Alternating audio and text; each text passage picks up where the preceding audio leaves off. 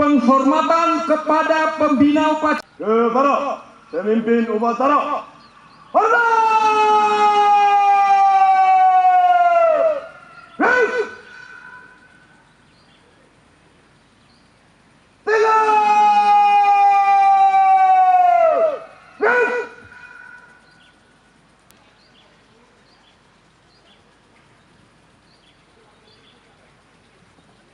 Lapor upacara dalam rangka memperingati Hari Pendidikan Nasional Senin 2 Mei 2016 di Universitas Negeri Medan.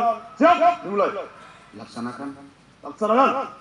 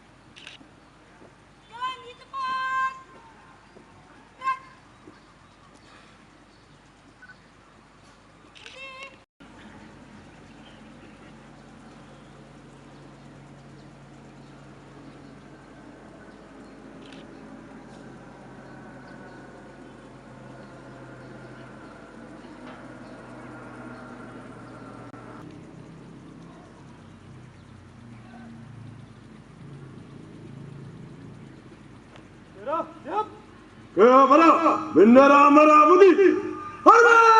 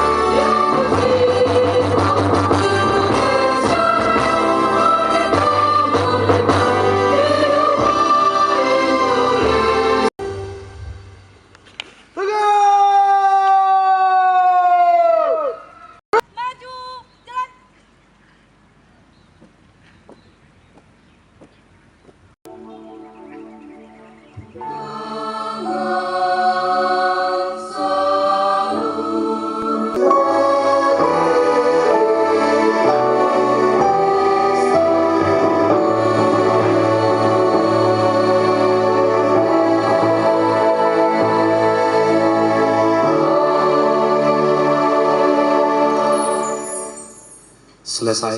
Menetapkan keputusan Presiden tentang penganugerahan tanda kehormatan Satya Lancana Karya Satya. Pertama, menganugerahkan tanda kehormatan Satya Lancana Karya Satya kepada mereka yang nama dan pangkat dan jabatannya tersebut dalam lampiran keputusan ini sebagai penghargaan atas Dharma Bakti PNS yang telah bekerja dengan penuh kesetiaan kepada Pancasila, Undang-Undang Dasar 45, negara dan pemerintah, serta dengan penuh pengabdian, kejujuran, kecakapan, dan disiplin secara terus-menerus, paling singkat 10 tahun, 20 tahun, atau 30 tahun. Kedua, keputusan Presiden Republik Indonesia ini mulai berlaku pada tanggal ditetapkan di Jakarta pada tanggal 11 Agustus 2015. Presiden Republik Indonesia Joko Widodo. Satya Lancana Karya Satya 30 tahun. 2. Profesor Dr. Diner S. Unimed, Satya Lancana Karya Satya 30 tahun. 3. Sabar Maki MTD, Pembina Utama Muda, Guru Besar pada FBS Unimed, Satya Lancana Karya Satya 30 tahun. 7. Dr. Andes Johan Sinulinga MPD, Pembina, Rektor Kepala pada FBS Unimed, Negeri Medan.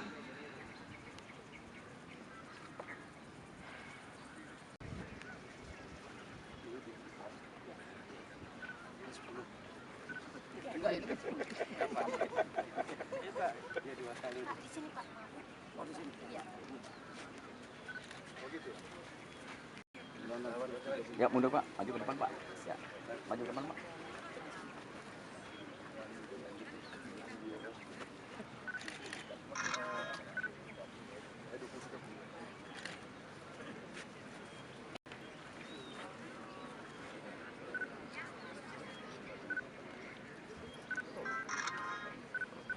Ya, Bu.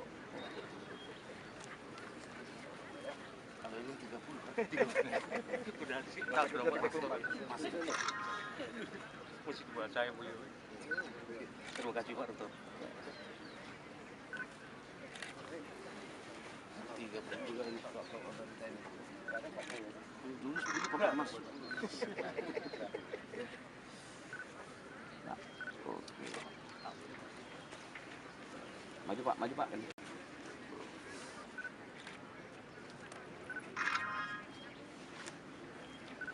Oke Pak. Maju Pak, semeter Pak. Mundur Pak, semeter Pak.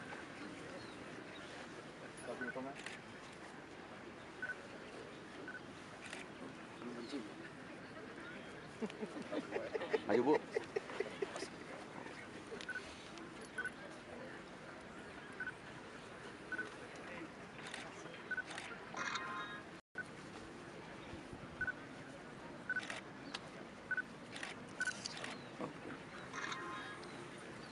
Maju Pak Linga.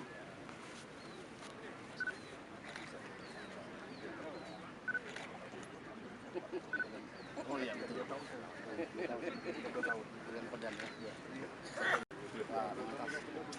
Sukses ya.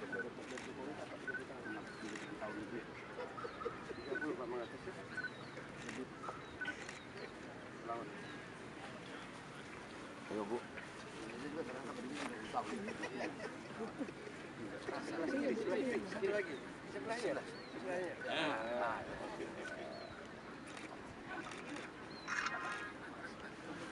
Oke, maju Pak, maju Pak. Dan lanjut Pak. Selamat. 20 juga. Kata ulat sukses. Selamat. Lebih masa tahu saya lebih 5 ya. Ayo maju Bu. Kan ini berapa tahun? 25 ada enggak? 10, 20. Ada di situ kan. Kembali. Dibantu aku mau. Bisa. Masukkan Bu Nisa. Masuk. Oh, Mas. Ya, Bu. Oke. Selamat dulu ya, mencapai 30. 20. Dan lanjut terus. Selamat ya.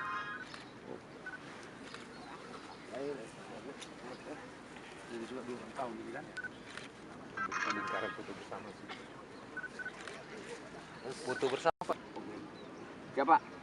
Ya udah Pak. Alhamdulillah, di pagi hari ini kita dapat berkumpul bersama dalam upacara peringatan Hari Pendidikan Nasional tahun 2016. Tanggal 2 Mei yang kita peringati sebagai Hari Pendidikan Nasional merupakan hari lahir Ki Hajar Dewantoro, seorang tokoh pendidikan Indonesia yang pemikirannya menjadi benih bertumbuhnya pendidikan Indonesia.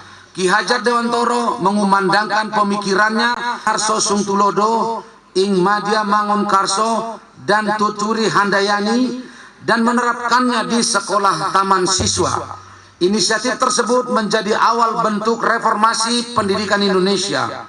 Jika Ki Hajar Dewantoro berfokus pada pendidikan yang berbasiskan pada guru, maka tokoh pendidikan Indonesia lainnya yaitu Muhammad Syafi'i menggagas pendidikan keterampilan yang syarat dengan praktek melalui pendirian Pusat Pendidikan INS Kayu Tanam di Sumatera Barat, yang kemudian menjadi dasar pengembangan sekolah vokasi dan kejuruan di Indonesia. Apa yang telah dikatakan oleh Muhammad Syafi'i pun merupakan salah satu bentuk awal dari reformasi pendidikan di Indonesia. Peserta upacara yang dimuliakan, Hardiknas kita peringati bukan hanya untuk mengenang jasa Ki Hajar Dewantoro sebagai Bapak Pendidikan Indonesia dan seluruh pejuang pendidikan yang patut kita kenang dan hargai, namun juga untuk kita merefleksikan tentang beragam upaya yang telah dan sedang kita lakukan dalam menjalankan berbagai program untuk meningkatkan kualitas pendidikan di Indonesia. Perjalanan tersebut merupakan tonggak untuk upaya kita selanjutnya dalam memberikan layanan pendidikan tinggi yang berkualitas bagi putra-putri bangsa, menciptakan SDM iptek Indonesia yang terampil, dan meningkatkan kapasitas penciptaan beragam inovasi dan teknologi. Ayo kerja inovatif dan kompetitif. Tema tersebut merupakan seruan bagi seluruh kalangan pendidikan tinggi dan perguruan tinggi untuk melakukan reformasi pendidikan tinggi sebagaimana telah dimulai oleh Bapak Pendidikan kita. Reformasi pendidikan tinggi merupakan suatu keniscayaan pada saat ini, ketika kita menghadapi beragam tantangan yang luar biasa dalam skala lokal, nasional maupun global. Melalui pendidikan tinggi kita mempersiapkan SDM iptek yang akan bersaing dalam pasar kerja nasional maupun internasional, serta akan memenuhi beragam tempat kerja. Bagaimana mungkin lulusan kita akan memiliki kompetensi untuk bekerja di dunia abad 21 jika penyelenggaraan pendidikan tinggi kita masih sama dengan abad 19? Juga kehadiran teknologi informasi komunikasi dan jaringan serta masyarakat ekonomi berbasis pengetahuan menyebabkan perubahan paradigma penyelenggaraan pendidikan tinggi tidak dapat ditawar lagi. Ada banyak pekerjaan yang perlu kita lakukan yang pada dasarnya untuk mereformasi penyelenggaraan pendidikan tinggi kita. Deregulasi penyediaan pendidikan yang fleksibel dan berorientasi pada siswa dan pangsa pasar, perubahan kurikulum, penyediaan dosen, guru besar dan tenaga kependidikan yang profesional. Hadirin yang dimuliakan, mari kita fokuskan kerja kita dalam reformasi pendidikan tinggi dengan cara-cara yang inovatif untuk menghasilkan beragam inovasi yang berdaya saing dari pendidikan kita. Sudah banyak ragam inovasi yang kita hasilkan dan dapat kita banggakan. Pada tahun 2015, menurut World Economic Forum, indeks inovasi Indonesia mencapai 4,6 atau peringkat 30 dunia. Sedangkan indeks inovasi pendidikan tinggi adalah 4,0 atau peringkat 60 dunia. Kita masih perlu bekerja secara inovatif sehingga kita bisa meningkatkan peringkat indeks inovasi pendidikan Indonesia di peringkat 56 pada tahun 2020. Indeks ini menunjukkan bahwa masih banyak inovasi dan teknologi yang perlu kita hasilkan untuk memecahkan berbagai masalah dalam kehidupan berbangsa. Dalam bingkai daya saing ini, kita tidak bisa menjalankan pendidikan masa depan karena kualitas yang kita capai di hari kemarin sangatlah berbeda dengan kualitas yang harus kita capai hari esok dalam kecepatan pencapaian yang berbeda pula. Di sisi lain, globalisasi serta ekonomi masyarakat ekonomi ASEAN membuka jalan bagi kerjasama pendidikan, riset, dan pengembangan teknologi antar institusi perguruan tinggi, lembaga riset, serta industri dalam dan luar negeri. Kerjasama menjadi salah satu strategi dalam bingkai competitiveness untuk mencapai kualitas pendidikan tinggi yang diakui dalam berbagai kalangan. Akhirnya saya ucapkan selamat memperingati Hari Pendidikan Nasional kepada semua pimpinan perguruan tinggi, dosen, tenaga kependidikan dan mahasiswa serta komunitas pendidikan tinggi di seluruh tanah air.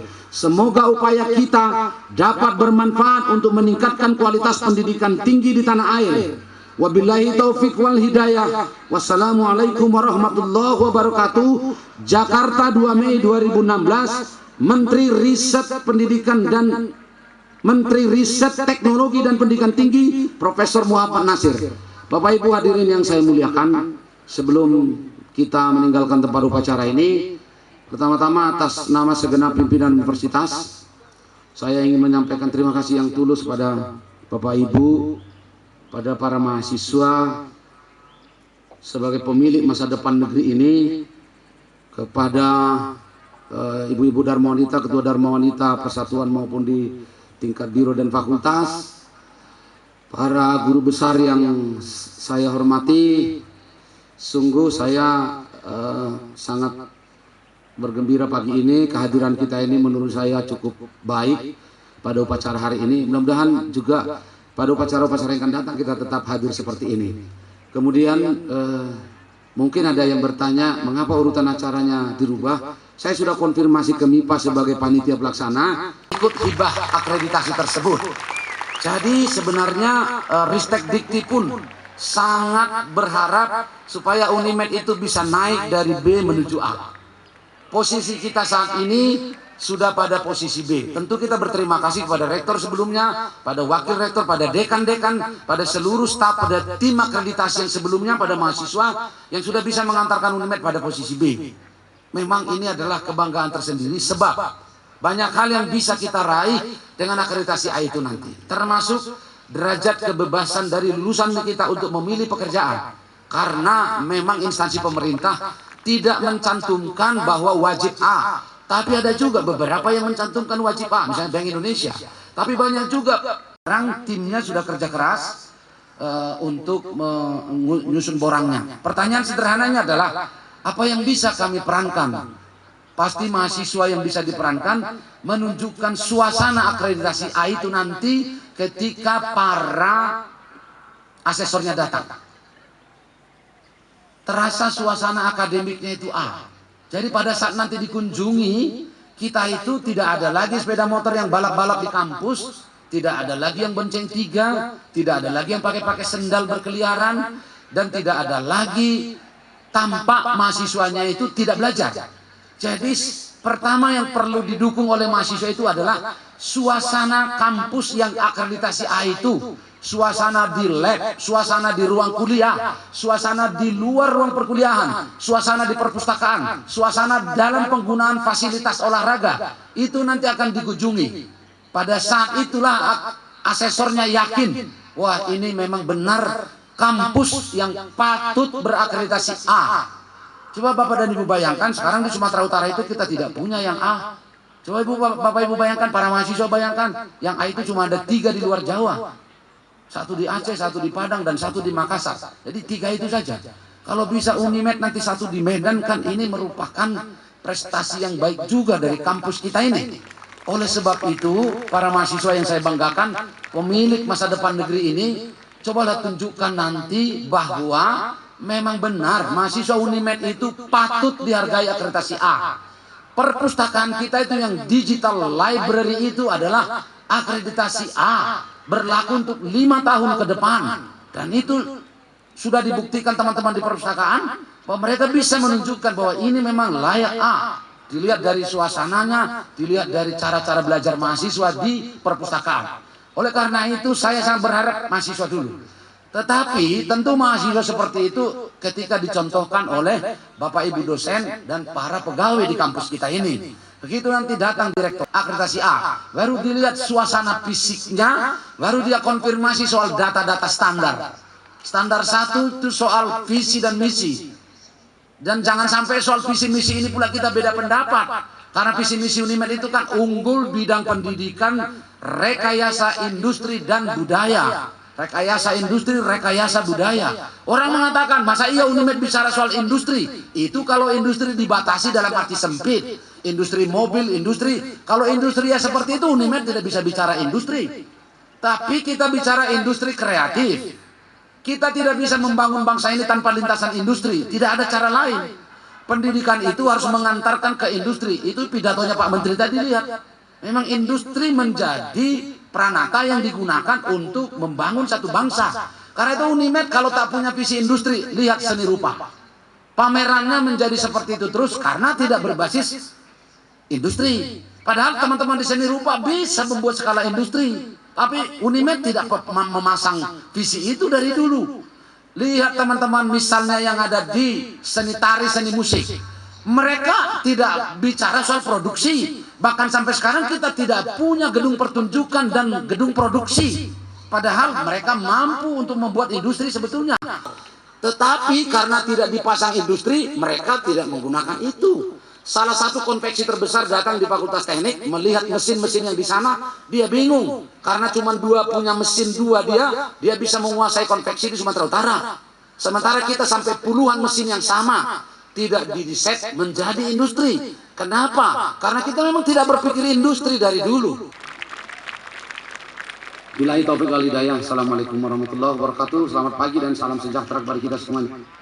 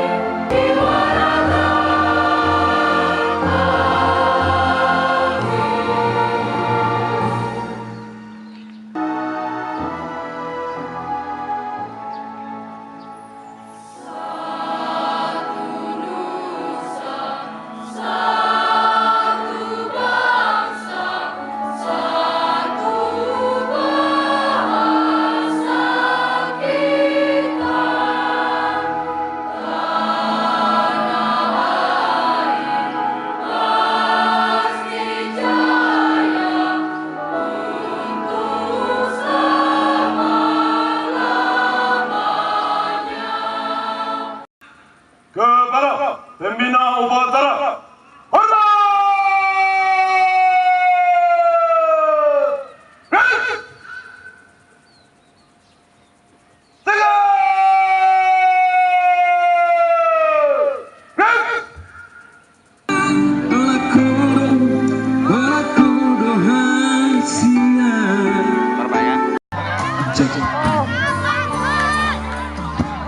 Ya Pak, udah Pak. Oke Pak, 1, 2, oke.